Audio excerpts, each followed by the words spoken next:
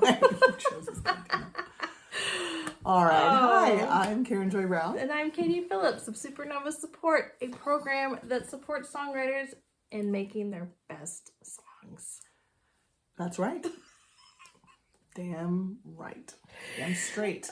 So I wanted to have a little conversation with you to just get that beautiful bouncing off of a community about a concept that I was thinking about, and I wrote a little kind of email thing about it to our people, and I realized I'm like, ooh, this is a deeper well than I realized when I mentioned it in the email, and the question is, how do you know a song is done? And I realized that something I said in the email was kind of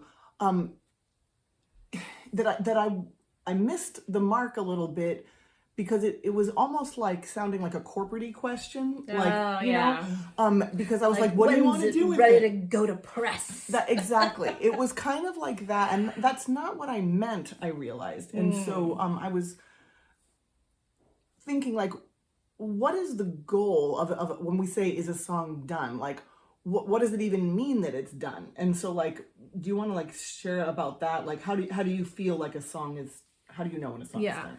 I mean, like, I feel like I know a song is done when I don't have to think about it very much when I'm performing it, whether that's in front of people or by myself or in my car or whatever. Like, but that I've embodied it.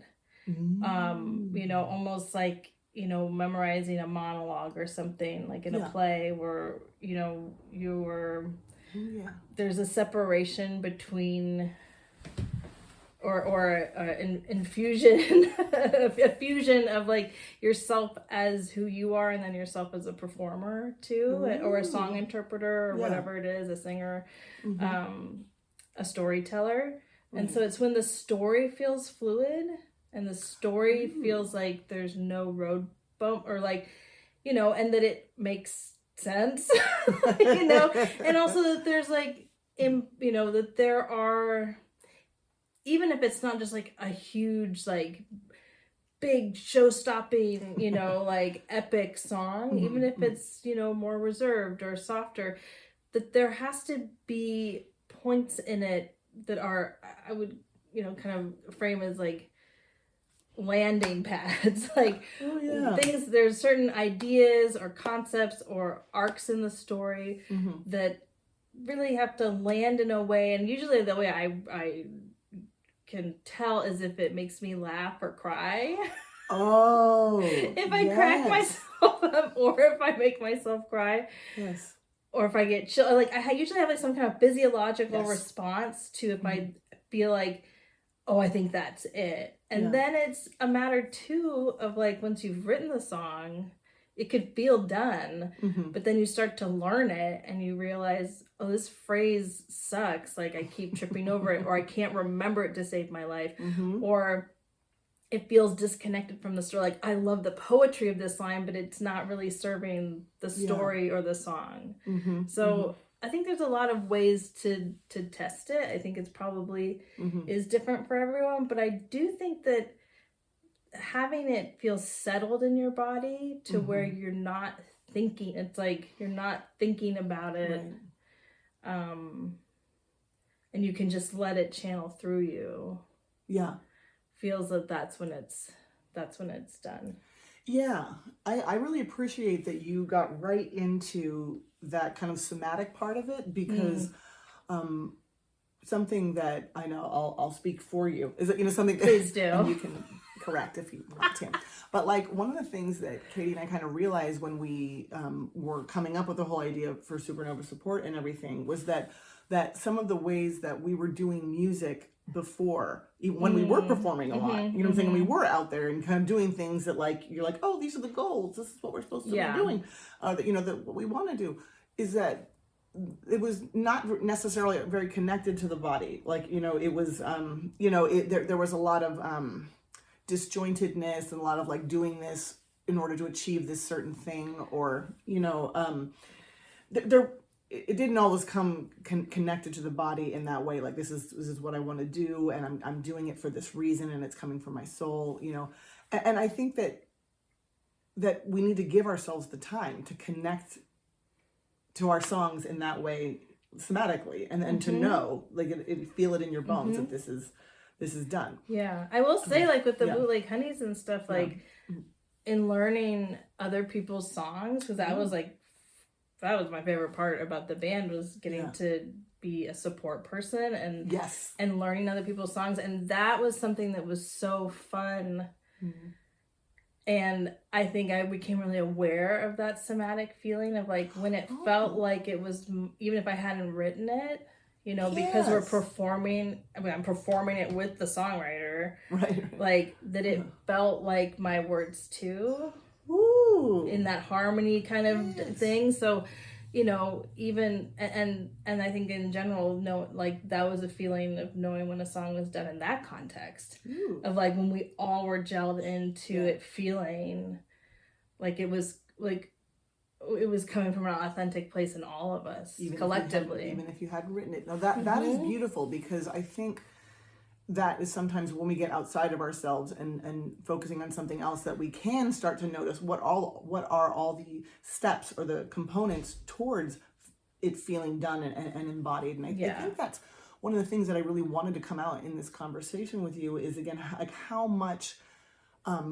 time and often effort it takes in order to arrive at that place, and that we can sometimes get rid of a song or throw something away because we think I should, if it was a good song, I would immediately embody. It would be good already. Yeah, exactly. You know, exactly. Which is why it's so great too to, like, if you feel like something's not working, you don't have to get rid of it. You can just be like, well, maybe this isn't for this song, or you know, something that Mary Gaucher said in both workshops I took from her was, like, a lot of times the first verse you write, you end up getting rid of.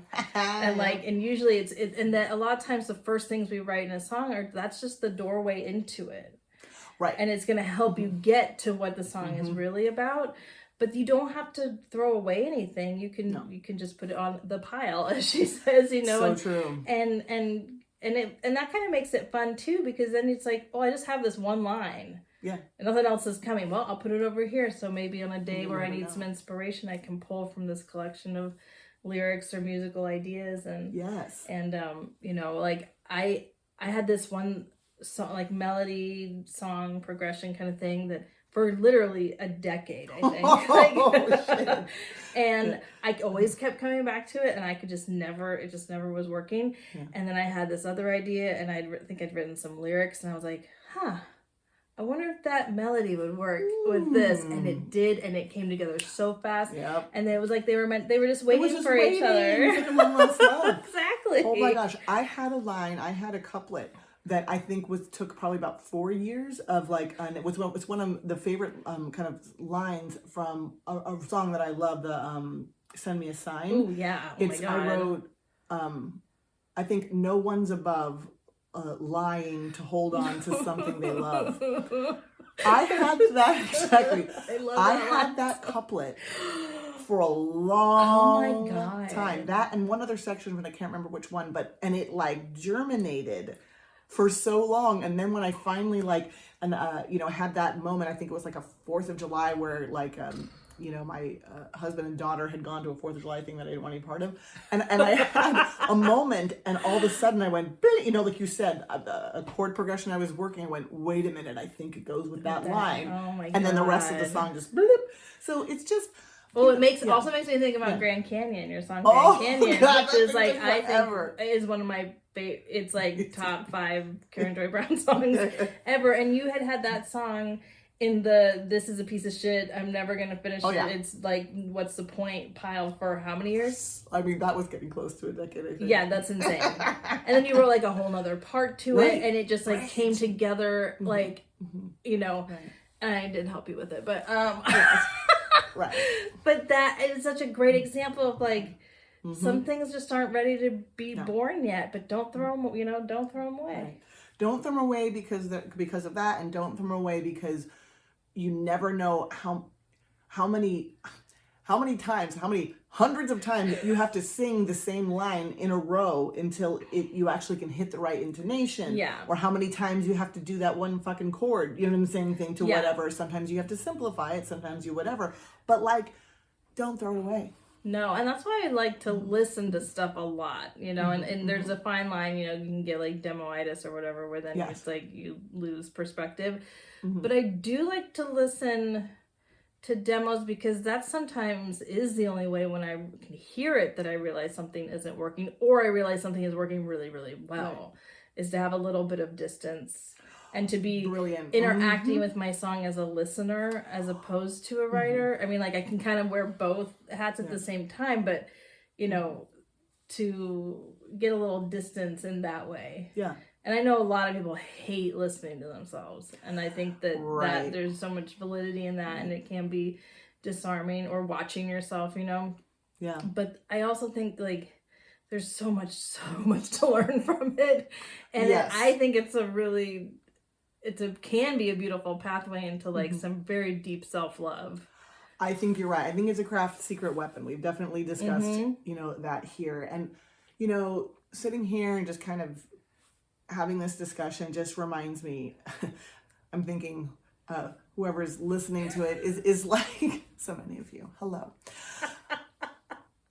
I think of how many years I like kind of suffered through this shit by myself. Mm-hmm. You know what I'm saying? Instead of this like glorious era that we have created for ourselves, and that a community has arisen who are like, we want to talk about this too. Yeah.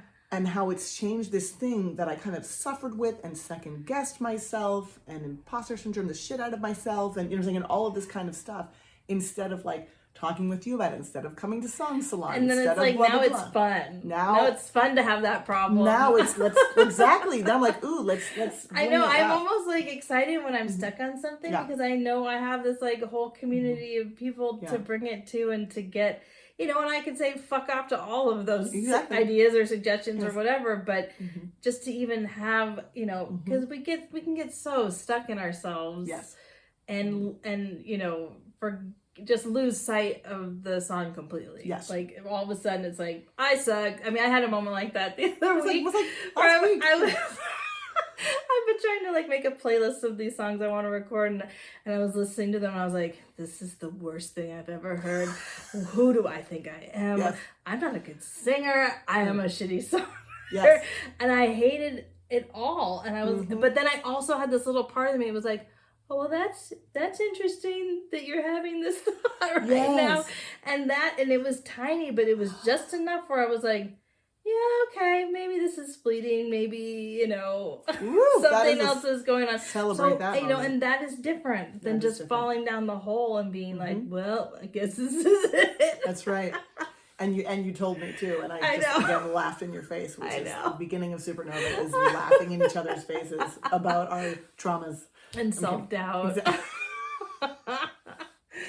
Well, oh my gosh, thank you for doing this for me, because I had to like, I'm like, wait a minute, can we just talk about Can we this? just talk about Can we this? just- because it's a real thing that people struggle with, and there's not a pat answer, but there's a lot of shit out there that's like, let us sell you on this 5-step plan that will show you exactly how a song's done. No. And it's more Also, than that. yeah, I want to say this too, is that I've kind of always felt like once something's recorded, it's like, it's done and you can't Yeah. ever, and I'm shifting that idea a Ah. lot. That like, even if you've recorded something, if you figure out a different line or something, sometimes it will come to you later, and it's like, who fucking cares? You know, you can always re-record it, or that's just the live version you play. And Exactly. so they can be living things. They are living things. Yes.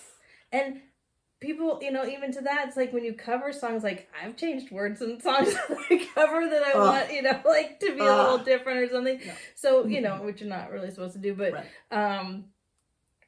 but they are living things. Yes. They, you know, as long as people are singing. Yeah, sorry. I just thought of a ridiculous. I'm like, so you're like, songs are like your babies out there. Like someone else could put a tattoo on your baby. But yes. Don't And- tattoo a baby, Karen. My God. Maybe it's just those giving earrings when they're like 2 Not months old. okay. We are in not good territory. It's the perfect time to close things up. Thank you. Yep. Um, Thank you for entertaining this idea with us. But we would love to talk about this more with you, coming to a song salon or something and hearing your song that you're having doubts like this about. So Yeah, you can also just hang out with us one-on-one too. We have private slots open at the moment. And our song salon, our writing hour, which is like producing some amazing shit. Like, yes, I was not expecting it to be so cool. And you can subscribe to that on Substack. Yeah. And that's it. Yeah. Happy songwriting. Yeah.